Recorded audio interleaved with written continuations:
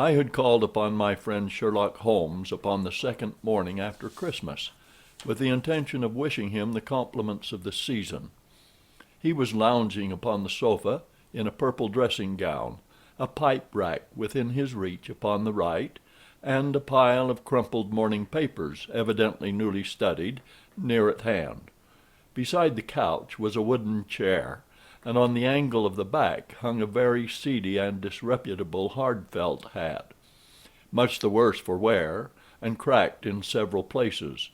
A lens and a forceps lying upon the seat of the chair suggested that the hat had been suspended in this manner for the purpose of examination. "You are engaged," said I. "Perhaps I interrupt you." "Not at all. I am glad to have a friend with whom I can discuss my results. The matter is a perfectly trivial one." He jerked his thumb in the direction of the old hat. "But there are points in connection with it which are not entirely devoid of interest, and even of instruction." I seated myself in his armchair, and warmed my hands before his crackling fire, for a sharp frost had set in, and the windows were thick with the ice crystals. "I suppose," I remarked, "that, homely as it looks, this thing has some deadly story linked on to it, that it is the clue which will guide you in the solution of some mystery and the punishment of some crime." No crime," said Sherlock Holmes, laughing. "Only one of those whimsical little incidents which will happen when you have 4,000,000 human beings all jostling each other within the space of a few square miles.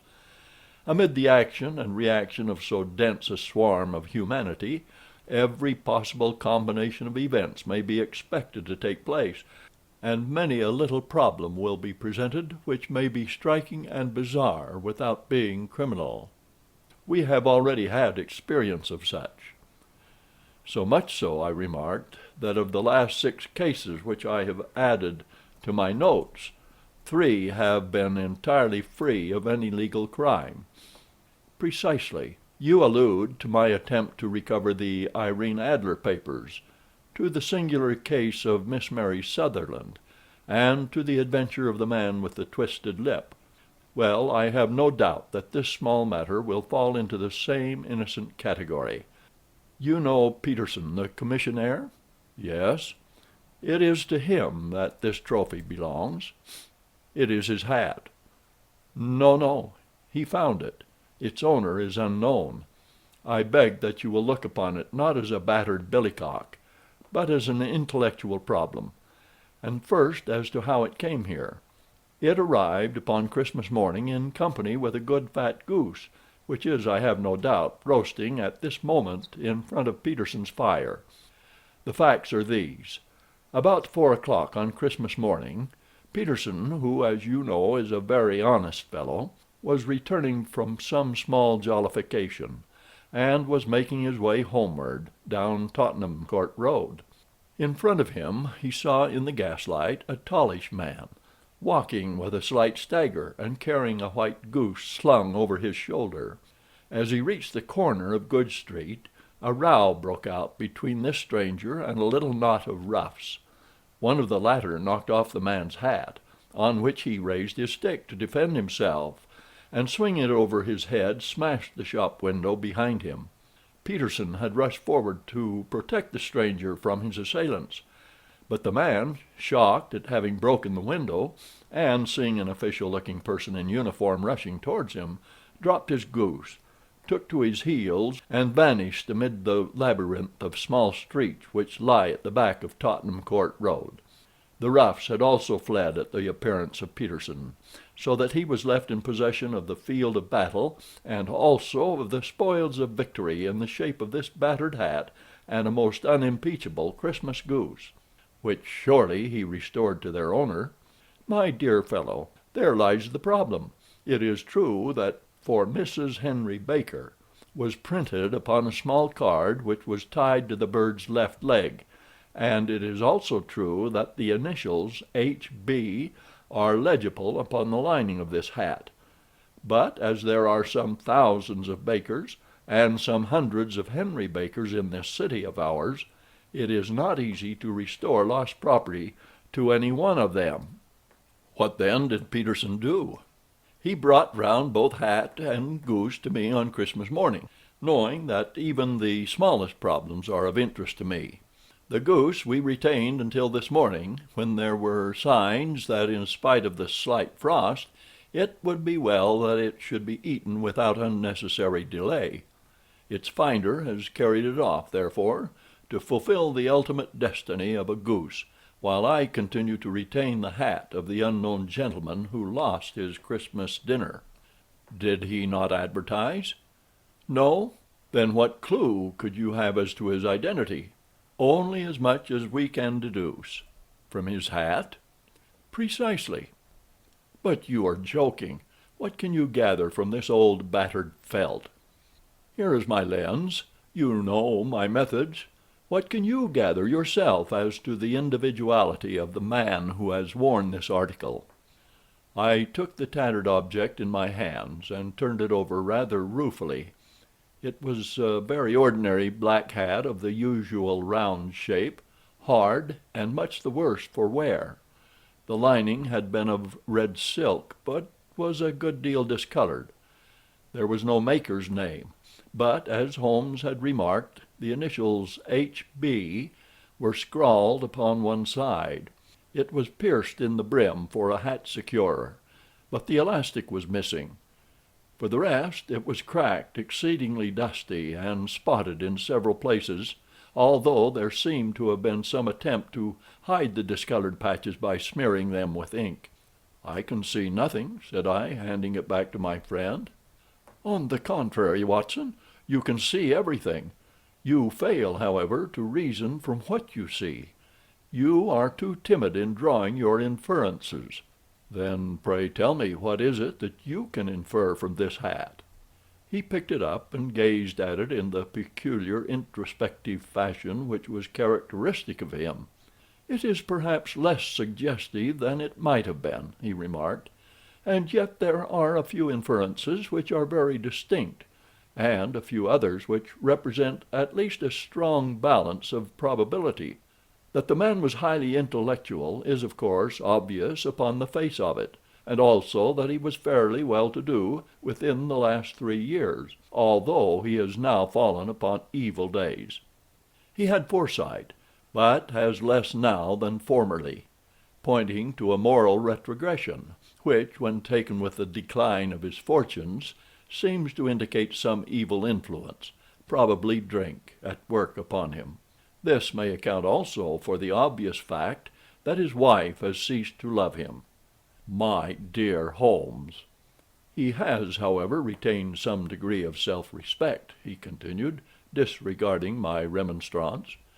"He is a man who leads a sedentary life, goes out little, is out of training entirely, is middle-aged, has grizzled hair which he has had cut within the last few days, and which he anoints with lime cream. These are the more patent facts which are to be deduced from his hat. Also, by the way, that it is extremely improbable that he has gas laid on in his house." "You are certainly joking, Holmes." "Not in the least. Is it possible that even now, when I give you these results, you are unable to see how they are attained?" "I have no doubt that I am very stupid, but I must confess that I am unable to follow you. For example, how did you deduce that this man was intellectual?" For answer, Holmes clapped the hat upon his head. It came right over the forehead and settled upon the bridge of his nose. "It is a question of cubic capacity," said he. "A man with so large a brain must have something in it." "The decline of his fortunes, then.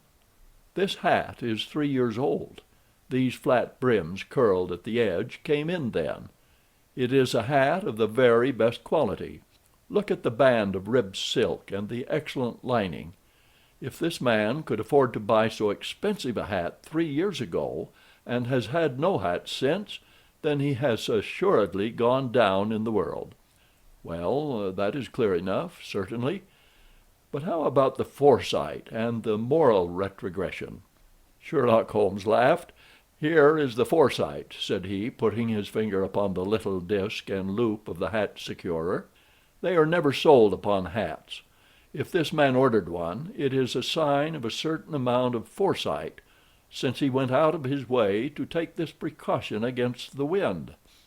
But since we see that he has broken the elastic and has not troubled to replace it, it is obvious that he has less foresight now than formerly, which is a distinct proof of a weakening nature. On the other hand, he has endeavored to conceal some of these stains upon the felt by daubing them with ink, which is a sign that he has not entirely lost his self-respect. Your reasoning is certainly plausible. The further points, that he is middle-aged, that his hair is grizzled, that it has been recently cut, and that he uses lime cream, are all to be gathered from a close examination of the lower part of the lining. The lens discloses a large number of hair ends, clean cut by the scissors of the barber. They all appear to be adhesive, and there is a distinct odor of lime cream. This dust, you will observe, is not the gritty gray dust of the street, but the fluffy brown dust of the house, showing that it has been hung up indoors most of the time, while the marks of moisture upon the inside are proof positive that the wearer perspired very freely and could therefore hardly be in the best of training. But his wife, you said that she had ceased to love him. This hat has not been brushed for weeks.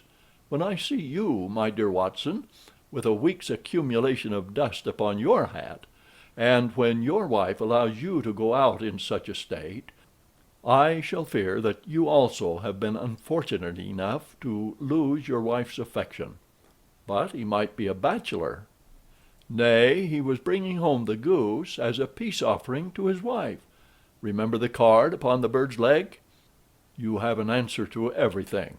But how on earth do you deduce that the gas is not laid on in his house? One tallow stain, or even two, might come by chance, but when I see no less than 5, I think that there can be little doubt that the individual must be brought into frequent contact with burning tallow. Walks upstairs at night, probably with his hat in one hand and a guttering candle in the other. Anyhow, he never got tallow stains from a gas jet. Are you satisfied? Well, it is very ingenious, said I, laughing, but since you said just now there has been no crime committed, and no harm done save the loss of a goose, all this seems to be rather a waste of energy. Sherlock Holmes had opened his mouth to reply, when the door flew open, and Peterson, the commissionaire, rushed into the apartment with flushed cheeks and the face of a man who is dazed with astonishment. "The goose, Mr. Holmes! The goose, sir!" he gasped. "Eh? What of it, then? Has it returned to life and flapped off through the kitchen window?" Holmes twisted himself round about the sofa to get a fairer view of the man's excited face. "See here, sir! See what my wife found in its crop!" He held out his hand and displayed upon the center of the palm a brilliantly scintillating blue stone, rather smaller than a bean in size, but of such purity and radiance that it twinkled like an electric point in the dark hollow of his hand. Sherlock Holmes sat up with a whistle. "By Jove, Peterson," said he, "this is treasure trove indeed. I suppose you know what you have got? A diamond, sir? A precious stone. It cuts into glass as though it were putty. It's more than a precious stone. It is the precious stone." "Not the Countess of Morcar's Blue Carbuncle?" I ejaculated. "Precisely so. I ought to know its size and shape, seeing that I have read the advertisement about it in the Times every day lately. It is absolutely unique, and its value can only be conjectured. But the reward offered of £1,000 is certainly not within a 20th part of the market price." £1,000! Great Lord of mercy! The commissionaire plumped down into a chair and stared from one to the other of us. "That is the reward, and I have reason to know that there are sentimental considerations in the background which would induce the Countess to part with half her fortune if she could but recover the gem. "It was lost, if I remember aright, at the Hotel Cosmopolitan," I remarked. "Precisely so, on December 22nd, just 5 days ago. John Horner, a plumber, was accused of having abstracted it from the lady's jewel case. The evidence against him was so strong that the case has been referred to the Assize. I have some account of the matter here, I believe." He rummaged amid his newspapers, glancing over the dates, until at last he smoothed one out, doubled it over, and read the following paragraph: "Hotel Cosmopolitan, jewel robbery. John Horner, 26, plumber, was brought up upon the charge of having, upon the 22nd instant, abstracted from the jewel case of the Countess of Morcar the valuable gem known as the Blue Carbuncle. James Ryder, upper attendant at the hotel, gave his evidence to the effect that he had shown Horner up to the dressing-room of the Countess of Morcar upon the day of the robbery, in order that he might solder the second bar of the grate, which was loose. He had remained with Horner some little time, but had finally been called away. On returning, he found that Horner had disappeared, that the bureau had been forced open, and that the small morocco casket in which, as it afterwards transpired, the Countess was accustomed to keep her jewel, was lying empty upon the dressing-table. Ryder instantly gave the alarm, and Horner was arrested the same evening. But the stone could not be found, either upon his person or in his rooms. Catherine Cusack, maid to the Countess, deposed to having heard Ryder's cry of dismay on discovering the robbery, and to having rushed into the room, where she found matters as described by the last witness. Inspector Bradstreet, B Division, gave evidence as to the arrest of Horner, who struggled frantically, and protested his innocence in the strongest terms. Evidence of a previous conviction for robbery having been given against the prisoner, the magistrate refused to deal summarily with the offense, but referred it to the Assize. Horner, who had shown signs of intense emotion during the proceedings, fainted away at the conclusion, and was carried out of court. "So much for the police court," said Holmes thoughtfully, tossing aside the paper. "The question for us now to solve is the sequence of events leading from a rifled jewel case at one end to the crop of a goose in Tottenham Court Road at the other. You see, Watson, our little deductions have suddenly assumed a much more important and less innocent aspect. Here is the stone came from the goose, and the goose came from Mr. Henry Baker, the gentleman with the bad hat, and all the other characteristics with which I have bored you. So now we must set ourselves very seriously to finding this gentleman, and ascertaining what part he has played in this little mystery.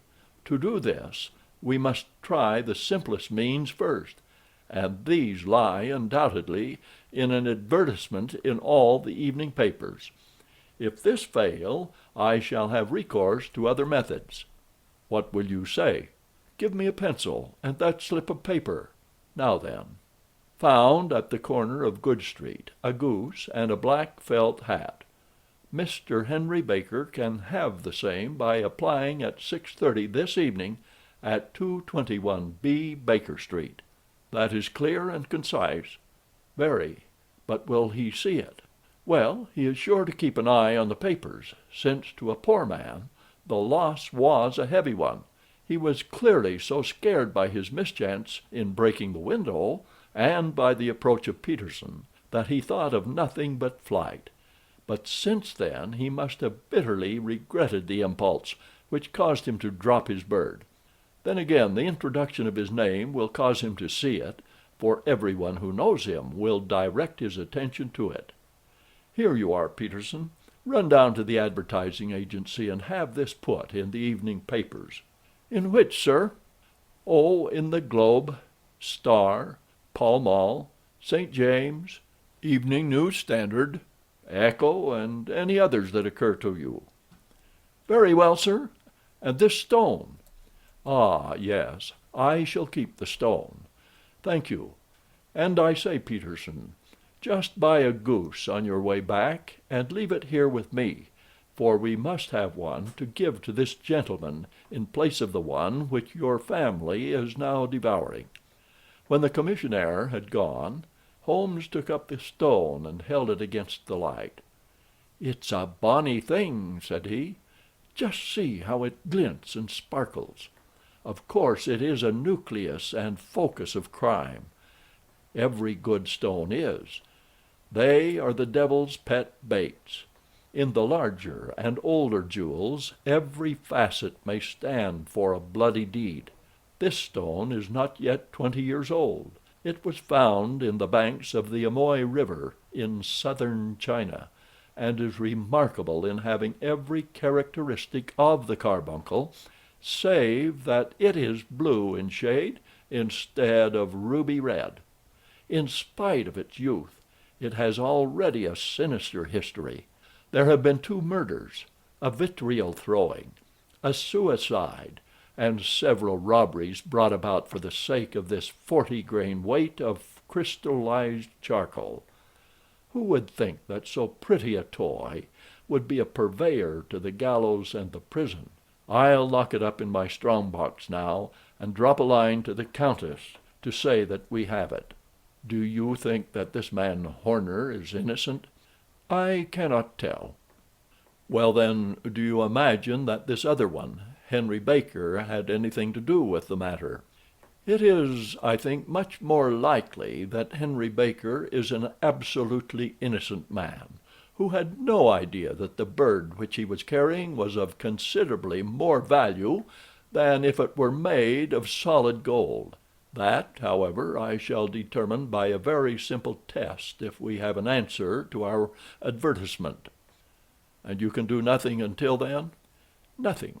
In that case I shall continue my professional round, but I shall come back in the evening at the hour you have mentioned, for I should like to see the solution of so tangled a business." "Very glad to see you. I dine at 7. There is a woodcock, I believe. By the way, in view of recent occurrences, perhaps I ought to ask Mrs. Hudson to examine its crop." I had been delayed at a case, and it was a little after 6:30 when I found myself in Baker Street once more. As I approached the house, I saw a tall man in a Scotch bonnet, with a coat which was buttoned up to his chin, waiting outside in the bright semicircle which was thrown from the fanlight. Just as I arrived, the door was opened, and we were shown up together to Holmes' room. "Mr. Henry Baker, I believe," said he, rising from his armchair, and greeting his visitor with the easy air of geniality which he could so readily assume. "Pray take this chair by the fire, Mr. Baker. It is a cold night, and I observe that your circulation is more adapted for summer than for winter. Ah, Watson, you have just come at the right time. Is that your hat, Mr. Baker?" "Yes, sir, that is undoubtedly my hat." He was a large man with rounded shoulders, a massive head, and a broad, intelligent face, sloping down to a pointed beard of grizzled brown. A touch of red in nose and cheeks, with a slight tremor of his extended hand, recalled Holmes' surmise as to his habits. His rusty black frock coat was buttoned right up in front, with the collar turned up, and his lank wrists protruded from his sleeves without a sign of cuff or shirt. He spoke in a slow, staccato fashion, choosing his words with care, and gave the impression generally of a man of learning and letters who had had ill usage at the hands of fortune. "We have retained these things for some days," said Holmes, "because we expected to see an advertisement from you giving your address. I am at a loss to know why you did not advertise." Our visitor gave a rather shamefaced laugh. "Shillings have not been so plentiful with me as they once were," he remarked. "I had no doubt that the gang of roughs who assaulted me had carried off both my hat and the bird.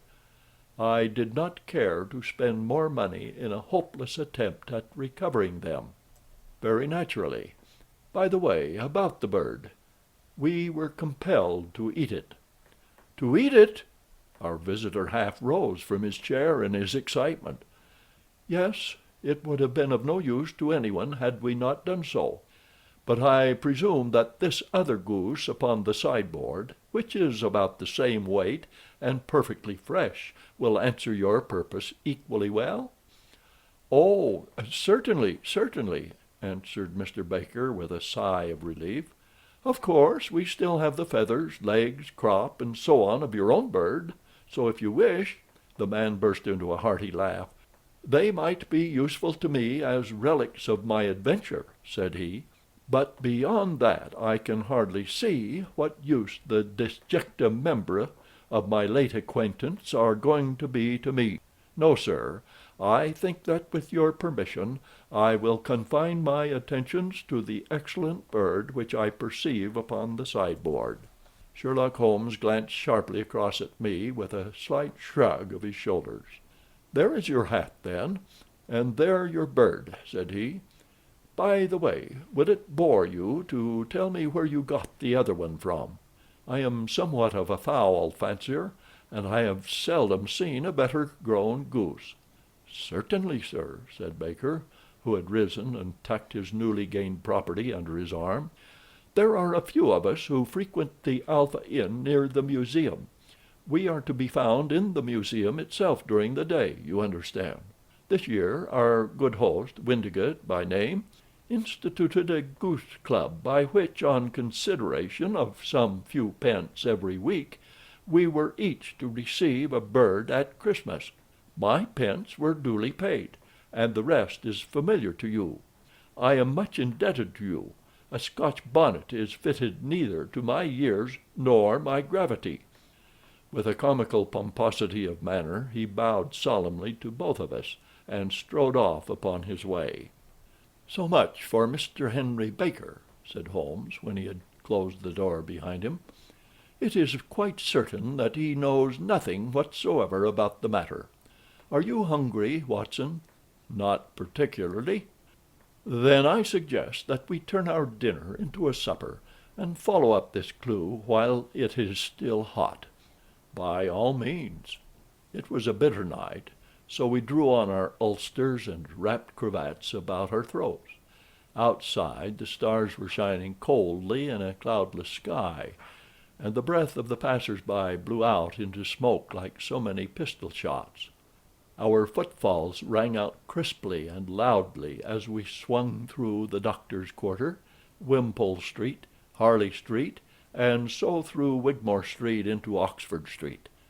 In a quarter of an hour we were in Bloomsbury at the Alpha Inn, which is a small public house at the corner of one of the streets which runs down into Holborn. Holmes pushed open the door of the private bar and ordered 2 glasses of beer from the ruddy-faced, white-aproned landlord. "Your beer should be excellent if it is as good as your geese," said he. "My geese?" The man seemed surprised. "Yes. I was speaking only half an hour ago to Mr. Henry Baker, who was a member of your goose club." "Ah, yes, I see. But you see, sir, them's not our geese."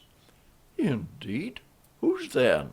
"Well, I got the 2 dozen from a salesman in Covent Garden." "Indeed? I know some of them. Which was it?" "Breckenridge is his name." "Ah, I don't know him. Well, here's your good health, landlord, and prosperity to your house. Good night." "Now for Breckenridge," he continued, buttoning up his coat as we came out into the frosty air. "Remember, Watson, that though we have so homely a thing as a goose at one end of this chain, we have at the other a man who will certainly get 7 years' penal servitude, unless we can establish his innocence. It is possible that our inquiry may but confirm his guilt, but in any case we have a line of investigation which has been missed by the police, and which a singular chance has placed in our hands. Let us follow it out to the bitter end. Faces to the south, then, and quick march. We passed across Holborn, down Endell Street, and so through a zigzag of slums to Covent Garden Market. One of the largest stalls bore the name of Breckenridge upon it, and the proprietor, a horsey-looking man, with a sharp face and trim side-whiskers, was helping a boy to put up the shutters. "Good evening. It's a cold night," said Holmes. The salesman nodded, and shot a questioning glance at my companion. "Sold out of geese, I see," continued Holmes, pointing at the bare slabs of marble. "Let you have 500 tomorrow morning." "That's no good." "Well, there are some on the stall with the gas flare." "Ah, but I was recommended to you." "Who by?" "The landlord of the Alpha." "Oh, yes. I sent him a couple of dozen. Fine birds they were, too. Now, where did you get them from?" To my surprise, the question provoked a burst of anger from the salesman. "Now then, mister," said he, with his head cocked and his arms akimbo, "what are you driving at? Let's have it straight now." "It is straight enough. I should like to know who sold you the geese which you supplied to the Alpha." "Well, then, I shan't tell you. So now." "Oh, it is a matter of no importance. But I don't know why you should be so warm over such a trifle." "Warm? You'd be as warm, maybe, if you were as pestered as I am. When I pay good money for a good article, there should be an end of the business. But it's where are the geese, and who did you sell the geese to, and what will you take for the geese? One would think they were the only geese in the world, to hear the fuss that is made over them. Well, I have no connection with any other people who have been making inquiries," said Holmes carelessly. "If you won't tell us, the bet is off, that is all. But I'm always ready to back my onion on a matter of fowls, and I have a fiver on it that the bird I ate is country bred." "Well, then, you've lost your fiver, for it's town bred," snapped the salesman. "It's nothing of the kind." "I say it is." "I don't believe it." "Do you think you know more about fowls than I, who have handled them ever since I was a nipper? I tell you, all those birds that went to the Alpha were town bred." "You'll never persuade me to believe that." "Will you bet, then?" "It's merely taking your money, for I know that I am right. But I'll have a sovereign on with you, just to teach you not to be obstinate." The salesman chuckled grimly. "Bring me the books, Bill," said he. The small boy brought round a small thin volume and a great greasy-backed one, laying them out together beneath the hanging lamp. "Now then, Mr. Cocksure," said the salesman, "I thought that I was out of geese, but before I finish you'll find that there is still one left in my shop. You see this little book? Well, that's the list of the folk from whom I buy. Do you see? Well, then, here on this page are the country folk, and the numbers after their names are where their accounts are in the big ledger. Now then, you see this other page in red ink? Well, that is a list of my town suppliers. Now look at that third name. Just read it to me." "Mrs. Oakshott, 117 Brixton Road, 249, read Holmes. "Quite so. Now turn that up in the ledger." Holmes turned to the page indicated. "Here you are. Mrs. Oakshott, 117 Brixton Road, egg and poultry supplier. Now then, what's the last entry? December 22nd. 24 geese at 7 shillings 6pence. Quite so. There you are, and underneath, sold to Mr. Windigate of the Alpha at 12 shillings. What have you to say now?" Sherlock Holmes looked deeply chagrined. He drew a sovereign from his pocket and threw it down upon the slab, turning away with the air of a man whose disgust is too deep for words. A few yards off he stopped under a lamp-post and laughed in the hearty, noiseless fashion which was peculiar to him. "When you see a man with whiskers of that cut, and the pink 'un protruding out of his pocket, you can always draw him by a bet," said he.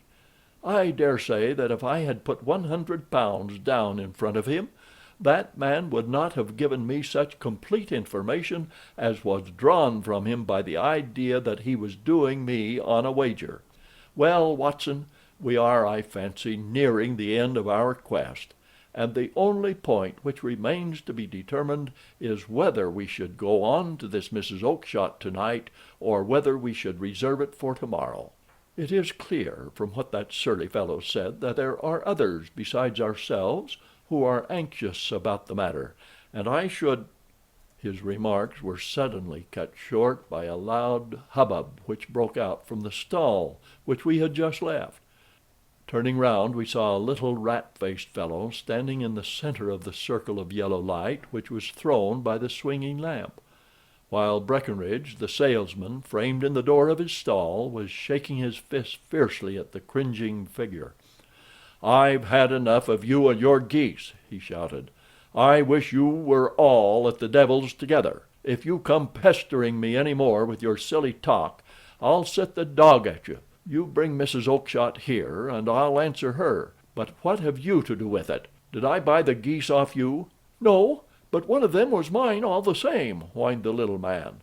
"Well, then, ask Mrs. Oakshott for it." "She told me to ask you." "Well, you can ask the King of Prussia for all I care. I've had enough of it. Get out of this." He rushed fiercely forward, and the inquirer flitted away into the darkness. "Ha! This may save us a visit to Brixton Road," whispered Holmes. "Come with me, and we will see what is to be made of this fellow." Striding through the scattered knots of people who lounged around the flaring stalls, my companion speedily overtook the little man and touched him upon the shoulder. He sprang round, and I could see in the gaslight that every vestige of color had been driven from his face. "Who are you, then? What do you want?" he asked in a quavering voice. "You will excuse me," said Holmes blandly, "but I could not help overhearing the questions which you put to the salesman just now. I think that I could be of assistance to you." "You? Who are you? How could you know anything of the matter?" "My name is Sherlock Holmes. It is my business to know what other people don't know." "But you can know nothing of this." "Excuse me, I know everything of it. You are endeavoring to trace some geese which were sold by Mrs. Oakshott of Brixton Road to a salesman named Breckinridge, by him in turn to Mr. Windigate of the Alpha, and by him to his club, of which Mr. Henry Baker is a member." "Oh, sir, you are the very man whom I have longed to meet," cried the little fellow with outstretched hands and quivering fingers. "I can hardly explain to you how interested I am in the matter." Sherlock Holmes hailed a four-wheeler which was passing. "In that case we had better discuss it in a cozy room rather than in this wind-swept marketplace," said he. "But pray tell me, before we go farther, who is it that I have the pleasure of assisting?" The man hesitated for an instant. "My name is John Robinson," he answered with a sidelong glance. "No, the real name," said Holmes sweetly. "It is always awkward doing business with an alias." A flush sprang to the white cheeks of the stranger. "Well, then," he said, "my real name is James Ryder." "Precisely so. Head attendant at the Hotel Cosmopolitan. Pray step into the cab, and I shall soon be able to tell you everything which you would wish to know." The little man stood glancing from one to the other of us with half-frightened, half-hopeful eyes, as one who is not sure whether he is on the verge of a windfall or of a catastrophe. Then he stepped into the cab, and in half an hour we were back in the sitting-room at Baker Street. Nothing had been said during our drive, but the high, thin breathing of our new companion and the claspings and unclaspings of his hands spoke of the nervous tension within him. "Here we are," said Holmes cheerily as we filed into the room. "The fire looks very seasonable in this weather. You look cold, Mr. Ryder. Pray take the basket chair. I will just put on my slippers before we settle this little matter of yours. Now then, you want to know what became of those geese?" "Yes, sir." "Or rather, I fancy, of that goose. It was one bird, I imagine, in which you were interested, white with a black bar across the tail." Ryder quivered with emotion. "Oh, sir," he cried, "can you tell me where it went to?" "It came here." "Here?" Yes, and a most remarkable bird it proved. I don't wonder that you should take an interest in it. It laid an egg after it was dead. The bonniest, brightest little blue egg that ever was seen. I have it here in my museum." Our visitor staggered to his feet and clutched the mantelpiece with his right hand. Holmes unlocked his strong box and held up the Blue Carbuncle, which shone out like a star with a cold, brilliant, many-pointed radiance. Ryder stood glaring with a drawn face, uncertain whether to claim it or to disown it.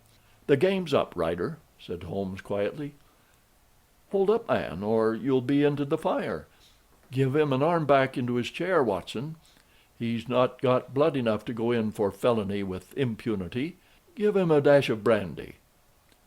So, now he looks a little more human. What a shrimp it is, to be sure." For a moment he had staggered and nearly fallen, but the brandy brought a tinge of color into his cheeks, and he sat staring with frightened eyes at his accuser. "I have almost every link in my hands, and all the proofs which I could possibly need, so there is little which you need tell me. Still, that little may as well be cleared up to make the case complete. You had heard, Ryder, of this blue stone of the Countess of Morcar's?" "It was Catherine Cusack who told me of it," said he in a crackling voice. "I see. Her ladyship's waiting-maid. Well, the temptation of sudden wealth so easily acquired was too much for you, as it has been for better men before you. But you were not very scrupulous in the means you used. It seems to me, Ryder, that there is the making of a very pretty villain in you. You knew that this man Horner, the plumber, had been concerned in some such matter before, and that suspicion would rest the more readily upon him. What did you do then? You made some small job in my lady's room, you and your confederate Cusack, and you managed that he should be the man sent for. Then, when he had left, you rifled the jewel case, raised the alarm, and had this unfortunate man arrested. You then—" Ryder threw himself down suddenly upon the rug and clutched at my companion's knees. "Oh, for heaven's sake, have mercy!" he shrieked. "Think of my father, my mother. It would break their hearts. I never went wrong before. I never will again. I swear it. I swear it on a Bible. Oh, don't bring me into court. For heaven's sake, don't." "Get back into your chair," said Holmes sternly. "It is very well to cringe and crawl now, but you thought little enough of this poor Horner in the dock for a crime of which he knew nothing." "I will fly, Mr. Holmes. I will leave the country, sir. Then the charge against him will break down." We will talk about that. And now let us hear a true account of the next act. How came the stone into the goose, and how came the goose into the open market? Tell us the truth, for there lies your only hope of safety." Ryder passed his tongue over his parched lips. "I will tell you it just as it happened, sir," said he. "When Horner had been arrested, it seemed to me that it would be best for me to get away with the stone at once, for I did not know at what moment the police might take it into their heads to search me and my room. There was no place about the hotel where it would be safe. I went out as if on some commission, and I made for my sister's house. She had married a man named Oakshott, and lived in Brixton Road, where she fattened fowls for the market. All the way there every man I met seemed to me to be a policeman or a detective, and for all that it was a cold night, the sweat was pouring down my face before I came to the Brixton Road. My sister asked me what was the matter, and why I was so pale, but I told her that I had been upset by the jewel robbery at the hotel. Then I went into the backyard and smoked a pipe and wondered what it would be best to do. I had a friend once called Maudsley, who went to the bad, and has just been serving his time in Pentonville. One day he had met me and fell into talk about the ways of thieves, and how they could get rid of what they stole. I knew that he would be true to me, for I knew one or two things about him. So I made up my mind to go right on to Kilburn, where he lived, and take him into my confidence. He would show me how to turn the stone into money, but how to get to him in safety. I thought of the agonies I had gone through in coming from the hotel. I might at any moment be seized and searched, and there would be the stone in my waistcoat pocket. I was leaning against the wall at the time, and looking at the geese, which were waddling about round my feet, and suddenly an idea came into my head which showed me how I could beat the best detective that ever lived. My sister had told me some weeks before that I might have the pick of her geese for a Christmas present, and I knew that she was always as good as her word. I would take my goose now, and in it I would carry my stone to Kilburn. There was a little shed in the yard, and behind this I drove one of the birds, a fine big one, white, with a barred tail. I caught it, and prying its bill open, I thrust the stone down its throat as far as my finger could reach. The bird gave a gulp, and I felt the stone pass along its gullet and down into its crop. But the creature flapped and struggled, and out came my sister to know what was the matter. As I turned to speak to her, the brute broke loose and fluttered off among the others. "Whatever were you doing with that bird, Jem?" says she. "Well," said I, "you said you'd give me one for Christmas, and I was feeling which was the fattest." "Oh," said she, "we've set yours aside for you. Jem's bird, we call it. It's the big white one over yonder. There's 26 of them, which makes one for you and one for us, and 2 dozen for the market." "Thank you, Maggie," says I, "but if it is all the same to you, I'd rather have that one I was handling just now. The other is a good 3 pound heavier," said she, "and we fattened it expressly for you." "Never mind, I'll take the other, and I'll take it now," said I. "Oh, just as you like," said she, a little huffed. "Which is it you want, then?" "That white one with the barred tail, right in the middle of the flock." "Oh, very well. Kill it and take it with you." Well, I did what she said, Mr. Holmes, and I carried the bird all the way to Kilburn. I told my pal what I had done, for he was a man that it was easy to tell a thing like that to.